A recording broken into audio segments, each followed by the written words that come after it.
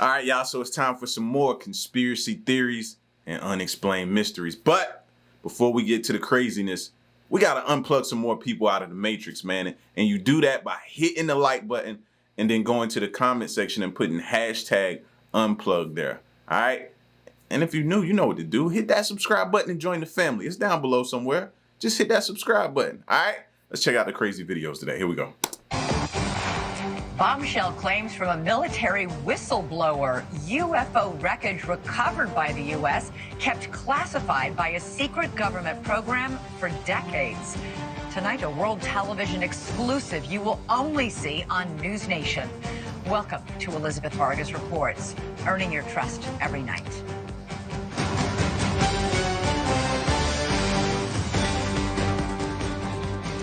UFOs exist. The U.S. government found quite a number of them, and they are indeed of non-human origin.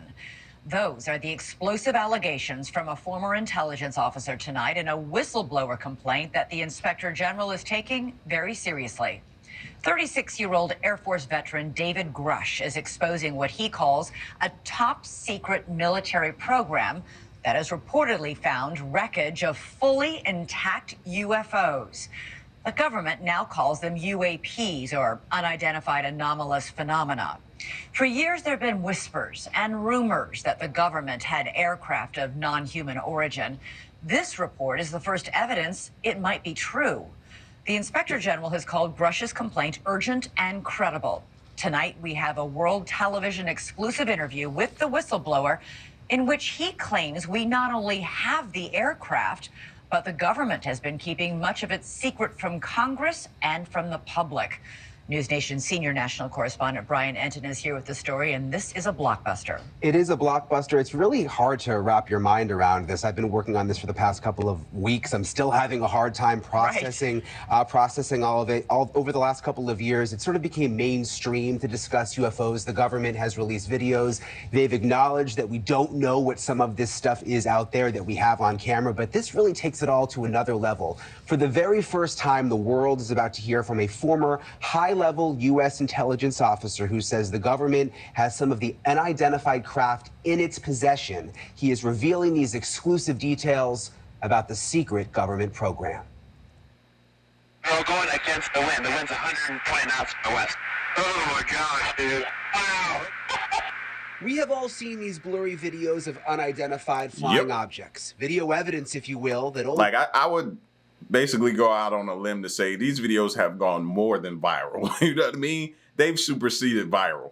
Tales of UFOs may not all be conspiracy theories. In recent years, Congress starting an official U.S. government unidentified aerial phenomena task force, recently renamed the All-Domain Anomaly Resolution Office, or AARO. And now in a News Nation exclusive, David Grush, an Air Force veteran, former member of that task force, and veteran of the National Geospatial Intelligence Agency, is formally blowing the whistle on secrets he says no one has ever shared publicly before. You are one of the most trusted former intelligence officials in the U.S. defense and intelligence establishment. Yes, I was. You were trusted with the most intimate secrets. Yes. Grush sitting down with award-winning investigative... The irony in the fact that they trusted you with all these secrets just for you to eventually down the line become a whistleblower. You know what I'm saying? I'm just saying. Secrets. Yes. Grush sitting down with award-winning investigative journalist Ross Coulthart, who's reporting for News Nation and has spent years reporting on the UFO question. What conclusion did you come to at the end of your time on the UAP task force?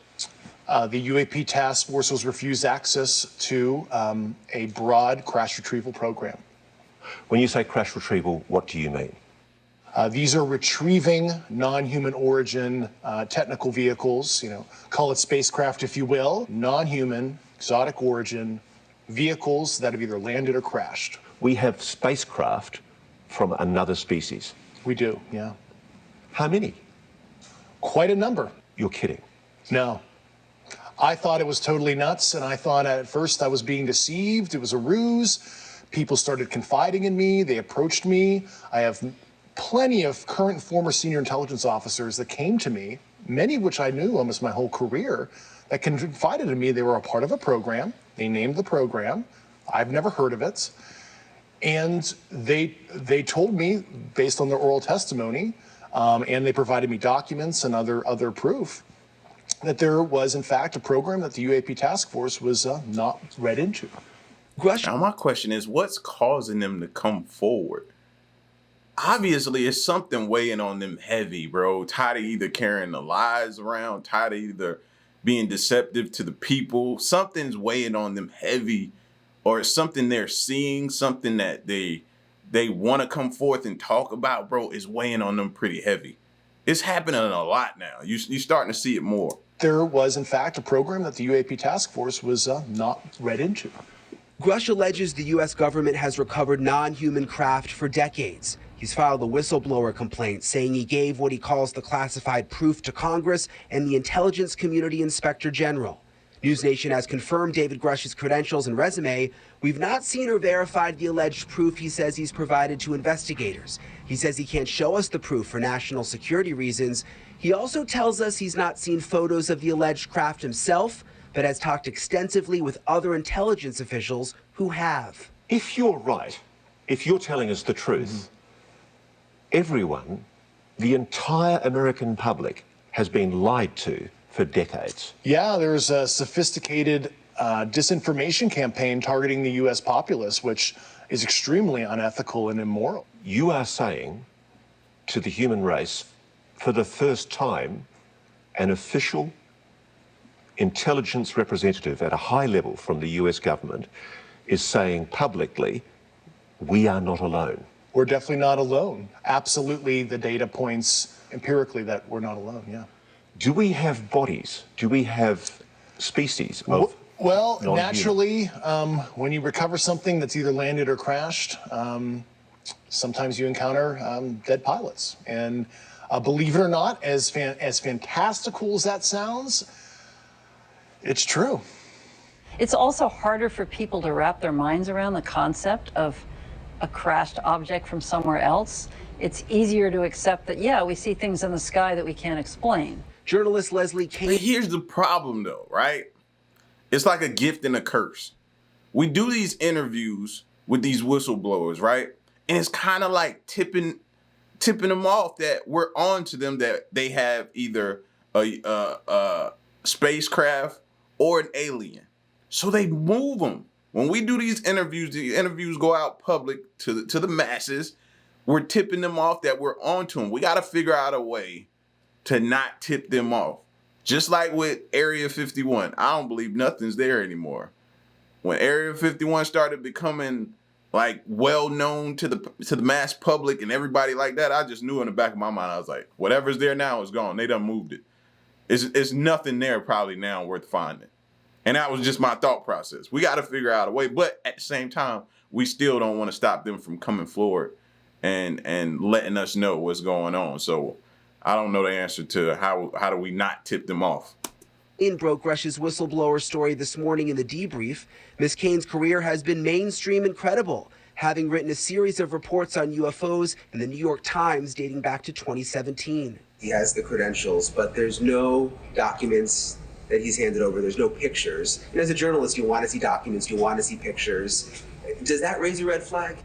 Not at all, Brian. I mean, you mean documents that actually describe the craft? Correct, yeah, like government documents, or to be able to see it for ourselves. Of course, don't we all want that? And the problem with that is all of that information is classified. You know, as we said in the story, everything that Grush told Congress and told the Inspector General of both the IC, the Intelligence Community Inspector General, and the Department of Defense Inspector General, all of that information is classified.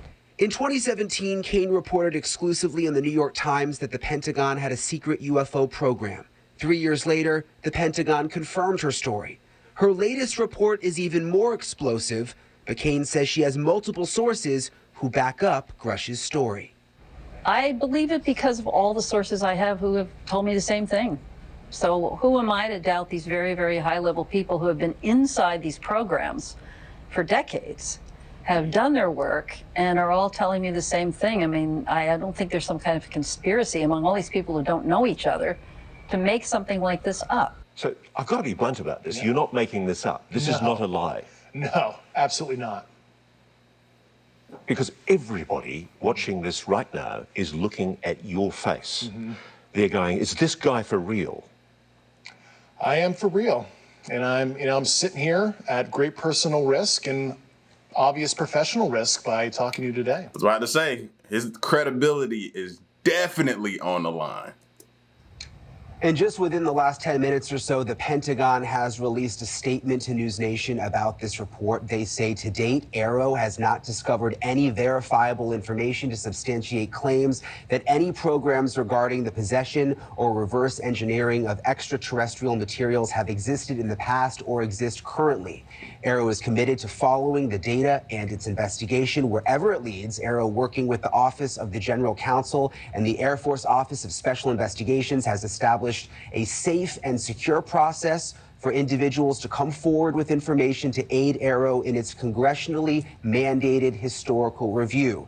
AARO's historical review of records and testimonies is ongoing and due to Congress by June 2024, and AARO welcomes the opportunity to speak with any former or current employee or contractor who believes they have information relevant to this historical review. And Elizabeth, we know that David Grush, he's filed that whistleblower complaint. He's been on the record under oath testifying to many of these things that he said in our report tonight. Right, and it's important to point out that this statement from the Pentagon from AARO, Grush is alleging that this top secret program is keeping it a secret from AARO. So. Yeah, exactly. And if Grush is, what he's saying is true, the spokespeople, all of those folks at that level wouldn't even know this was going on anyway. All right, I got to ask you, he has a compelling story to tell.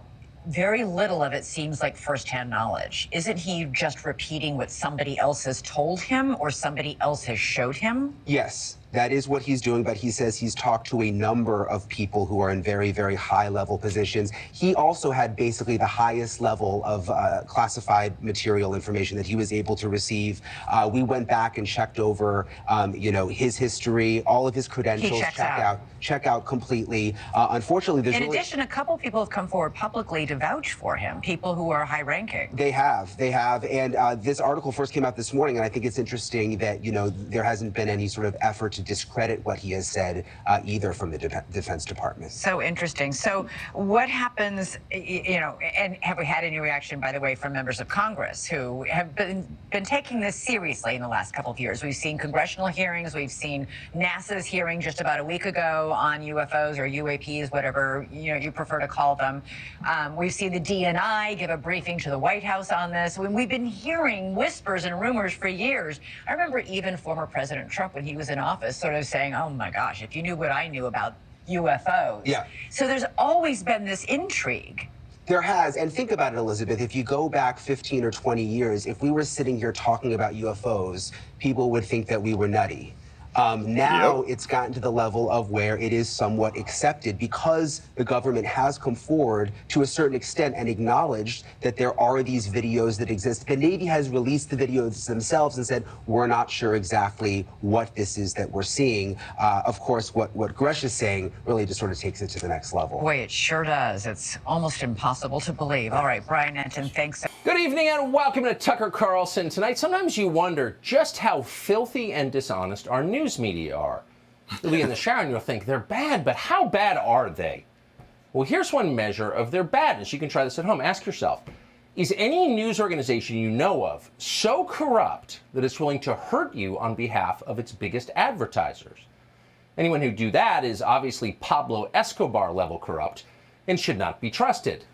What would that look like? That level of corruption? Well, imagine that the Trump administration had made it mandatory for American citizens to buy MyPillow.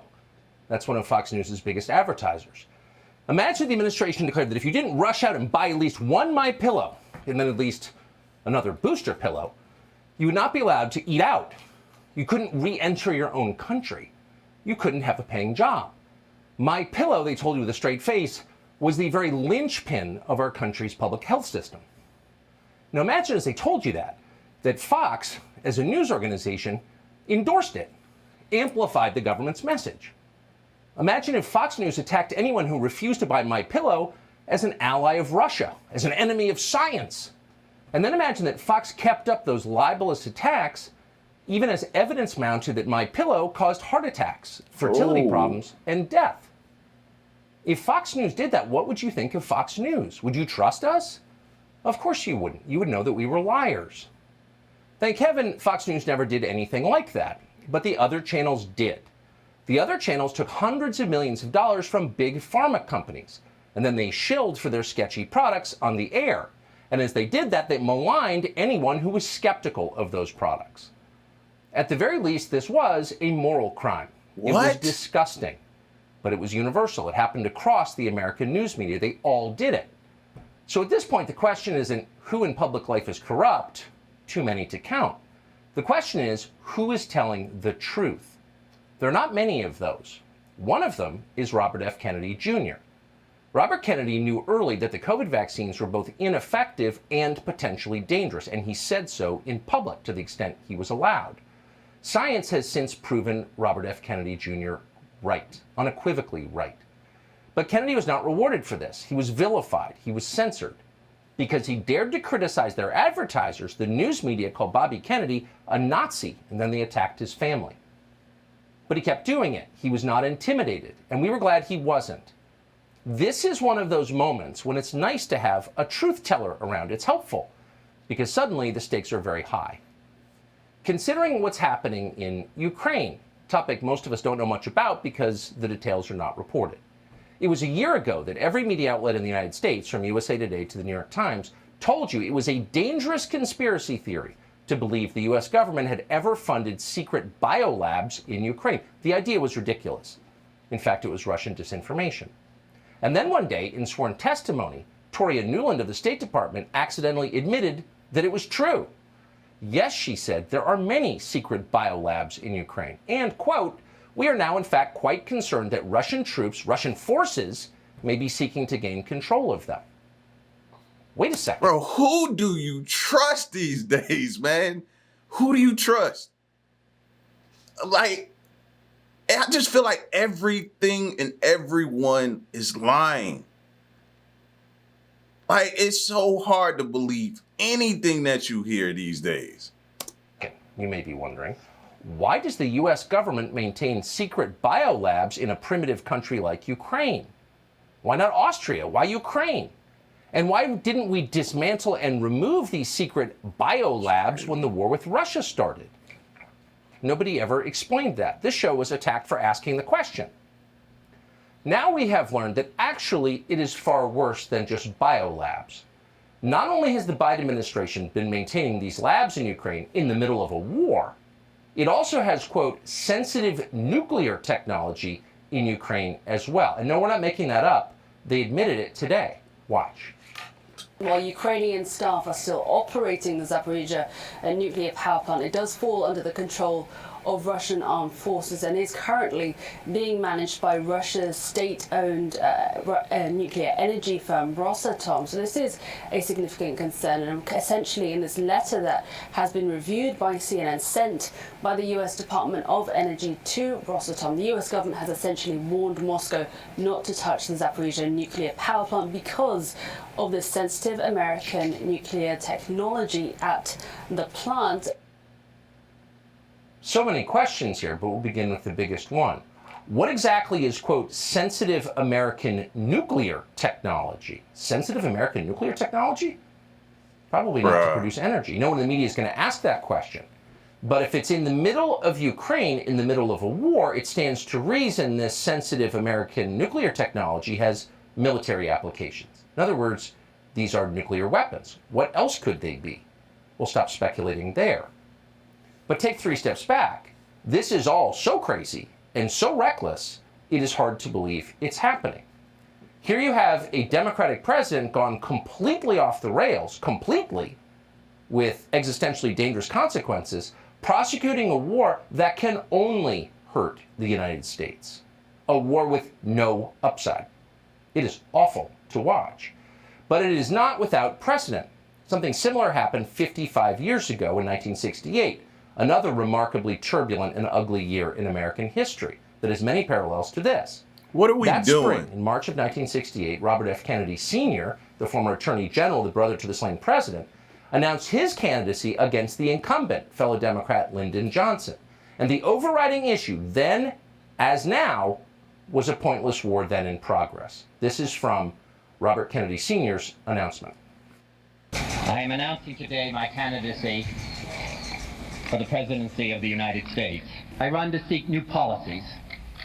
Policies to end the bloodshed in Vietnam and in our cities.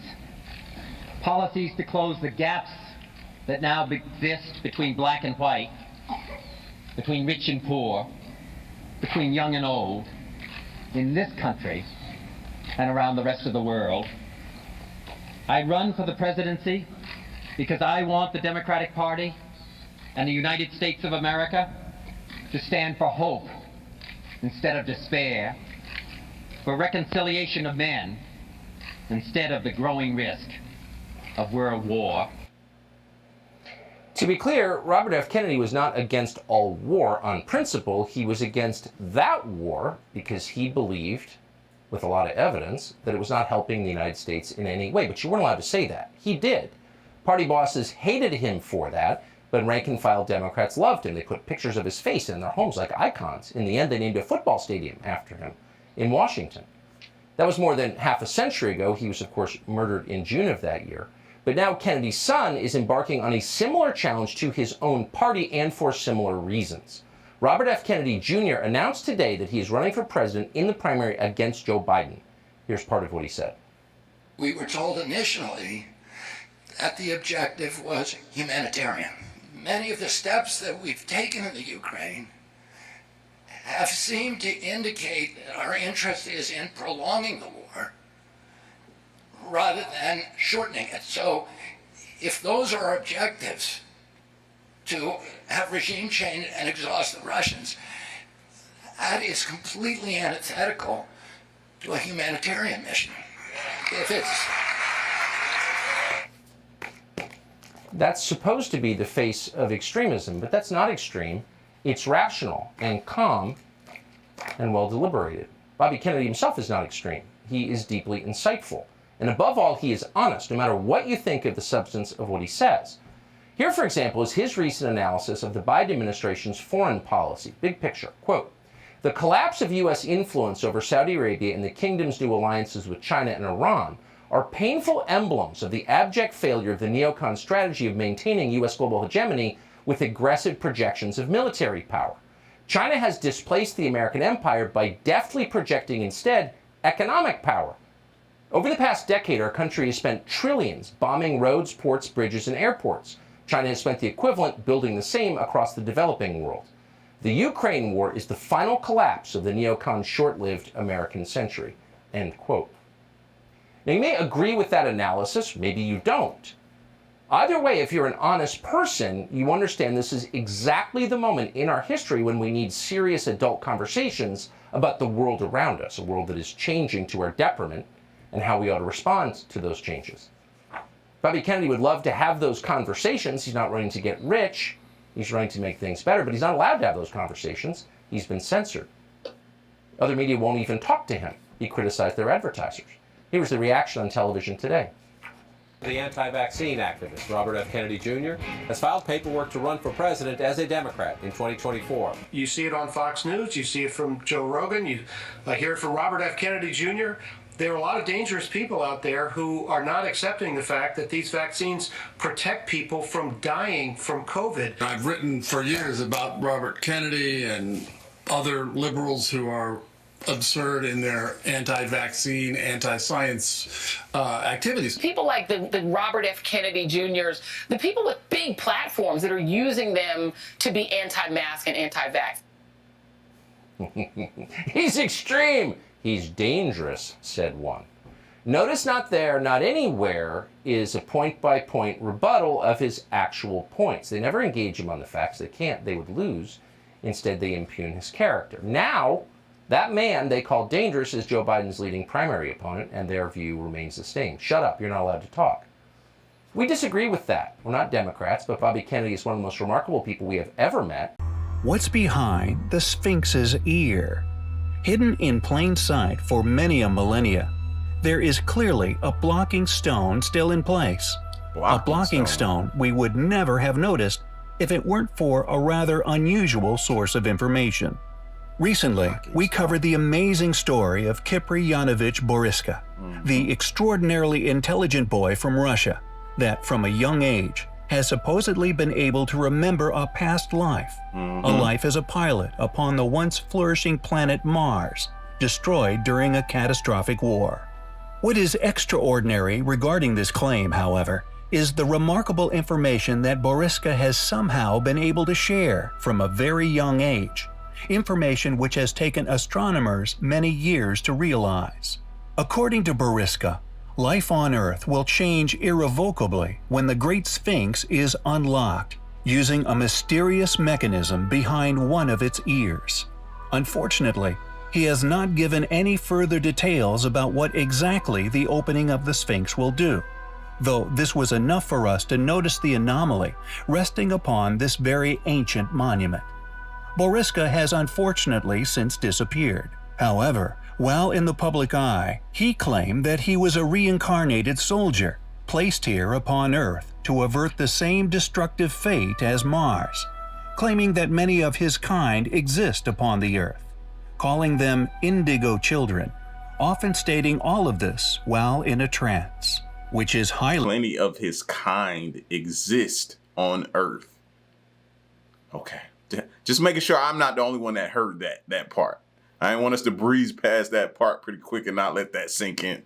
Compelling, as he is not the only one who once prophesied very similar astonishing developments that would, one day, arise surrounding the Great Sphinx.